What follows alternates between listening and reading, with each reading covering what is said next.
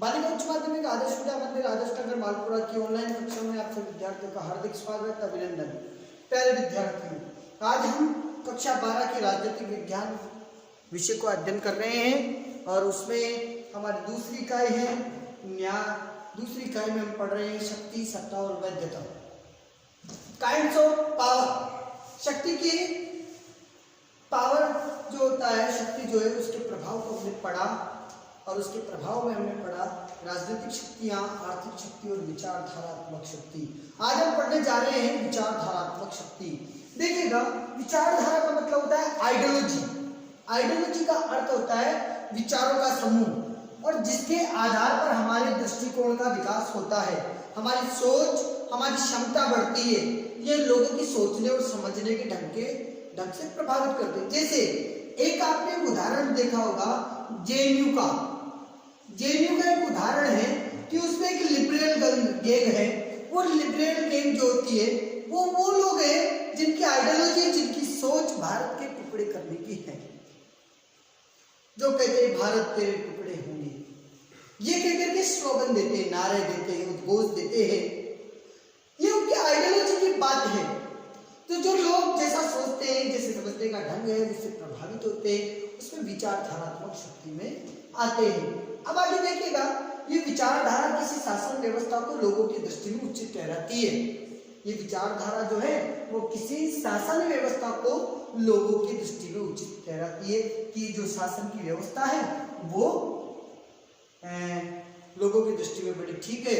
एक आइडियोलॉजी को देखिए कि चाहे वो कांग्रेस हो चाहे बीजेपी हो, कांग्रेस भी वही आंदोलन करती है जहां विपक्ष का राज होता है। जैसे सत्ता पक्ष में बीजेपी है और अगेंस्ट टू कांग्रेस बीजेपी के आंदोलन करती है, और बीजेपी भी वहां आंदोलन करती है जहां अगेंस्ट टू कांग्रेस के अगेंस्ट में। तो कहीं ना कहीं ये जो व्यवस्थाएं हैं, ये व्यवस्था उस शासन की व्यवस्था को लोगों की दृष्टि में उचित ठहराती है, इसलिए उसे वैधता प्रदान करती है। भिन्न भिन्न देशों में भिन्न भिन्न प्रकार की सामाजिक, आर्थिक और राजनीतिक व्यवस्थाएं प्रचलित है। इन्हें उचित ठहराने के लिए एक उदाहरण दिया है उदारवाद, साम्यवाद, समाजवाद और एकात्म मनुवाद, जिसे कहा ना एकात्म मानववाद, एकात्म मनोवाद इत्यादि विचारधाराओं का सहारा लिया जाता है।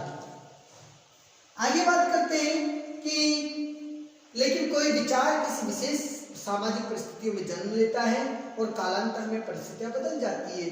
तर्क की दृष्टि से यह विचार पुराना पड़ जाता है, परंतु कुछ लोग उस विचार को ही आत्मसात करते हैं, उस विचार को बनाए रखना चाहते हैं, क्योंकि उसके साथ उनके लिए स्वार्थ जुड़े रहते हैं और ये वर्ग इसे बचाए रखने के लिए हिंसा का उपयोग करता है।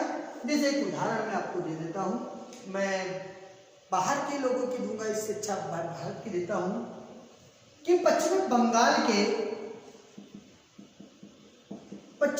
का एक छोटा सा गांव है दार्जिलिंग के पास में। ध्यान से देखना, ध्यान से सुनना। पश्चिमी बंगाल में दार्जिलिंग के पास एक छोटा सा गांव है जिसका नाम है नक्सलबाड़ी। नक्सलबाड़ी से ही एक आंदोलन निकल करके बाहर आता है और जिस आंदोलन का, जिस मूवमेंट का नाम होता है नक्सलवाद। ये नक्सलवाद पश्चिमी बंगाल से निकल करके झारखंड के बाद छत्तीसगढ़, बिहार के कुछ हिस्से और कहीं न कहीं आप उड़ीसा के कुछ हिस्से में जाकर के प्रसारित तो हो जाता है अगेंस्ट टू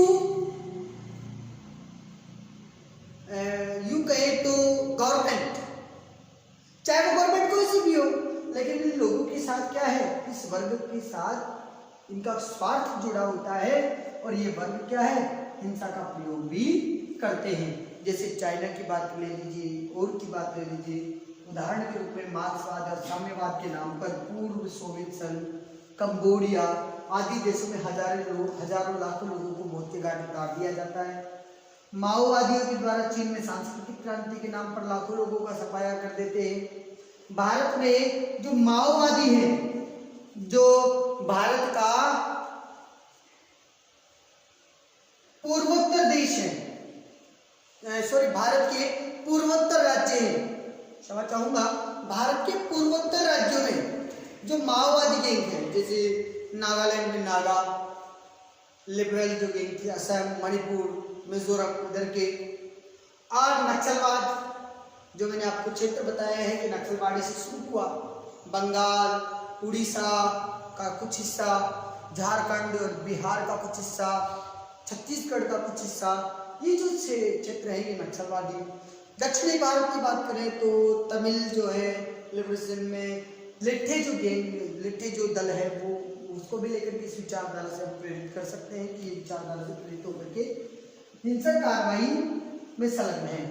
कई बार लोकतांत्रिक देशों में कुछ लोग अपनी विचारधारा के अस्तित्व को बनाए रखने के लिए हिंसा की कार्रवाई में संलग्न हो जाते हैं। जैसे भारत के केरल राज्य में मार्क्सवादी कार्यकर्ता अपने वैचारिक विरोधियों के विरुद्ध हिंसात्मक कार्रवाई करते हैं।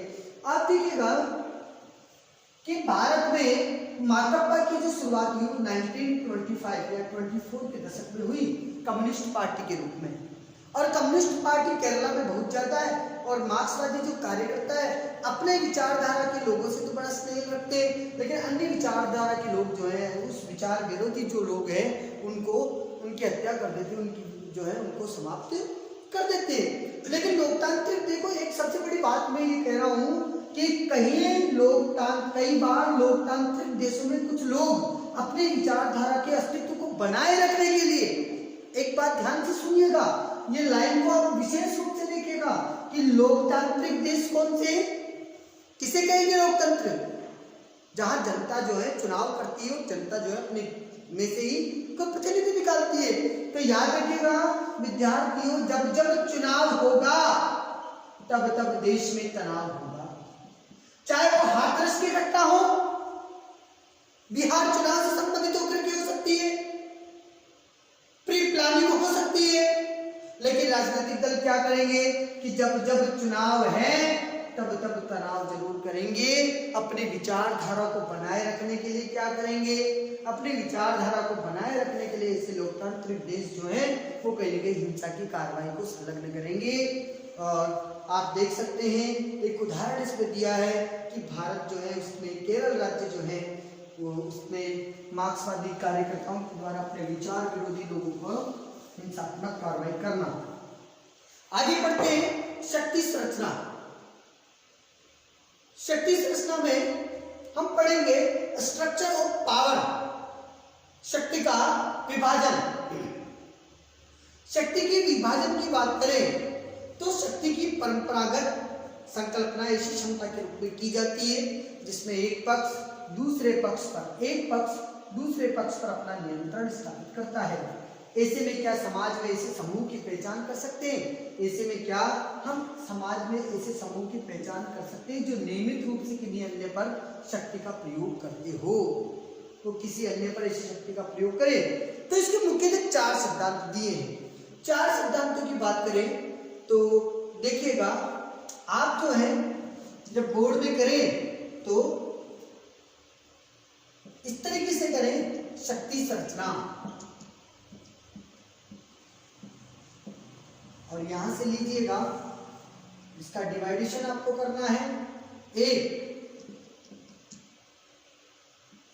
वर्ग सिद्धांत, वर्ग भेद का सिद्धांत, वर्ग प्रभुत्व का सिद्धांत। पहला है वर्ग प्रभुत्व का सिद्धांत,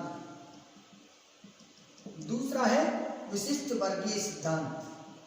आप इसी तरीके से इसका डिवाइडेशन करना, इसमें क्या आएगा उसको जो है एक्सप्लेन करना, इसी तरीके से शिक्षा बोर्ड की पुस्तक में आपको करना है, ध्यान रखिएगा। तो देखिएगा, तो इसके 4 सिद्धांत दिए। आज देखिएगा, पहला सिद्धांत है वर्ग प्रभुत्व का सिद्धांत।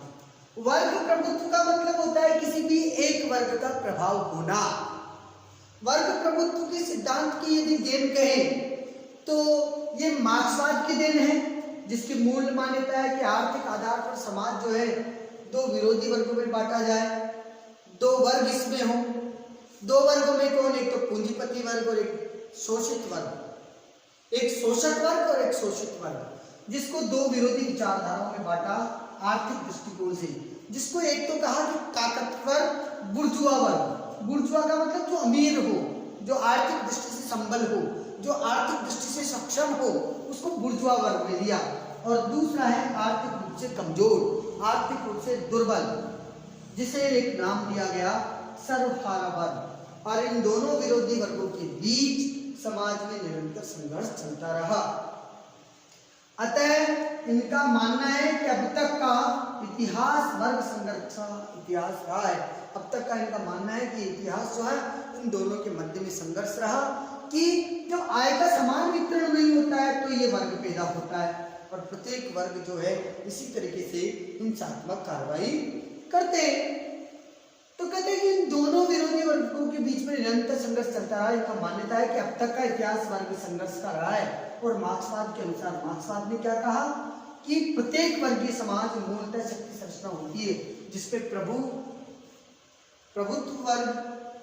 वर्ग राजनीतिक, अर्थव्यवस्था, समाज और नैतिकता, संस्कृति के हर स्तर पर हमेशा वर्चस्व कायम रहता है, जिससे पराधीन वर्ग अपना स्वाभाविक नीति में आत्मसात कर लेता है। जो गुलाम लोग हैं वो गुलाम लोग इसे अपनी भाग्य की देन समझ करके स्वीकार कर लेते हैं और उसे ही जो है सहजता से लेकर के चलते हैं। अगला आता है विशिष्ट वर्गीय लोग। यदि विशिष्ट वर्गीय सिद्धांत की बात करें तो विशिष्ट वर्गीय सिद्धांत समाज की शक्ति के आधार पर दो भागों में बांटा। एक तो विशिष्ट वर्ग जो शक्तिशाली है, और एक सामान्य वर्ग जिसके ऊपर शक्ति का प्रयुक्त होती है, जिसके ऊपर शक्ति दिखाई जाती है, उसमें बटा होता है। लेकिन इस सिद्धांत के अनुसार ये वर्ग विभाजन केवल आर्थिक आधार पर नहीं होकर के इसके अनेक आधार हैं, जैसे कुशलता के आधार पर, आनुवंशिकता के आधार पर, संगठन क्षमता के आधार पर, बुद्धिमत्ता के आधार पर, प्रबंध क्षमता के आधार पर, नेतृत्व क्षमता के आधार पर। जैसा कि एक उदाहरण देखिएगा, नेतृत्व क्षमता का उदाहरण है कि अयोग्य पिता की संतान जो होती है योग्य पिता की अयोग्य संतान, योग्य पिता की अयोग्य संतान को भी जनता जो है इसलिए स्वीकार करती है कि उसके पिता योग्य थे और वो राजा थे। एक उदाहरण के रूप में आपके सामने देश में एक उदाहरण है कि पिता जो है वो योग्य हो, माता जो योग्य हो, संतान जो है वो अयोग्य है, और किस तरीके से वो नेतृत्व क्षमता का दर्शाती है। एक वर्ग तो वो आता है। दूसरा है इन योग्यताओं के आधार पर प्रत्येक देश और प्रत्येक प्रकार की शासन व्यवस्था में समाज का छोटा वर्ग उभर करके आता है जो शक्तिशाली होता है, सामान्य जन पर अपनी शक्ति का प्रयोग करते, जैसे देश के राजनेता। देश के राजनेता क्या होता है कि मेरे बाद मेरा बेटा जो है सत्ता की गद्दी को संभाले। प्रशासक, उद्योगपति, वकील, प्रोफेसर, डॉक्टर आदि मिलकर के एक वर्ग का निर्माण करते हैं जो हमेशा शक्तिशाली बने रहते हैं। भले औपचारिक रूप से किसी भी दल की सरकार हो। इटली के Wilfred Pareto the mind and society, Gaetano Mosca, the ruling class, Germany के रॉबर्ट मिशेल्स, पॉलिटिकल पार्टीज नामक पुस्तकों में सिद्धांत की व्याख्या की है। आप इन किताबों का नाम अलग से लिखिएगा। इन किताबों के नामों का प्रश्न जो है वो माध्यमिक शिक्षा बोर्ड की पुस्तक में माध्यमिक शिक्षा बोर्ड की प्रश्न पत्र में आता है, और इन किताबों को अलग लिख करके आप याद कीजिएगा। धन्यवाद।